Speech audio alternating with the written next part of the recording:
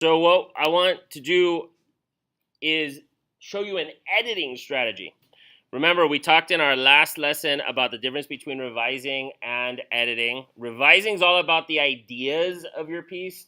Editing is more about correcting mistakes. And one way to correct mistakes is this strategy of reading your essay out loud, sentence by sentence, but backwards. And I'm going to show you what I mean by that and show you how it can help. So I'm going to go back to my letter to the next president, and I'm going to start at the bottom.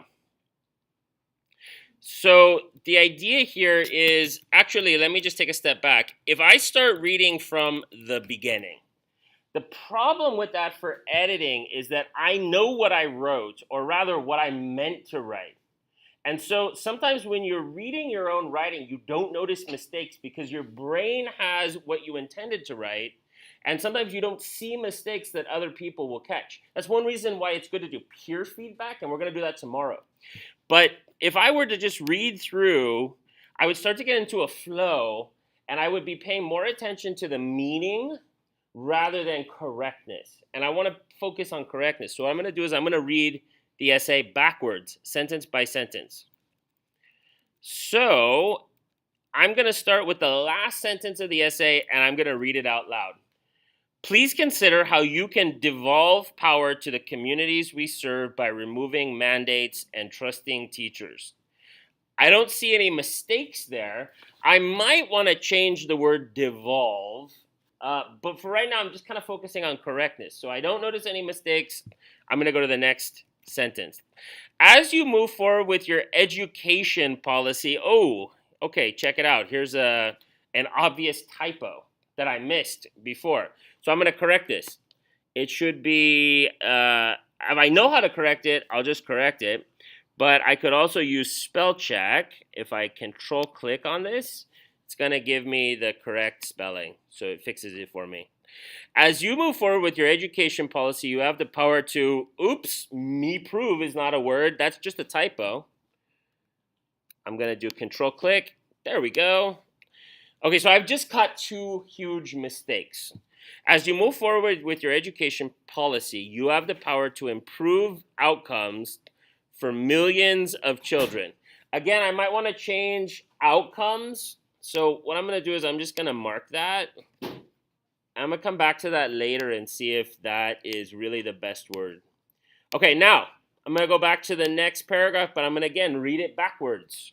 So I'm going to read last sentence first. A top-down approach to education prevents staff and, more importantly, students and families. I like that so far, except that I don't want to talk about students. It's a typo again. I must have been going way too fast. So control click, and it's corrected.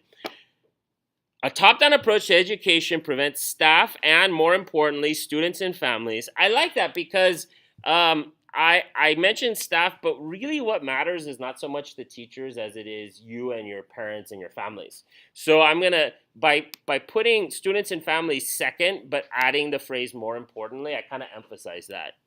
Maybe I might want to change that around, though. I might play around with that and say a top-down approach to education prevents students and families, and maybe just take out staff, because my emphasis is on students and families. I'm gonna play around with that and see what I like best. Ultimately, though, I think staff are important. Just we're not here for ourselves. We're here for you. So I'm going to keep staff, but I'm going to emphasize students and family.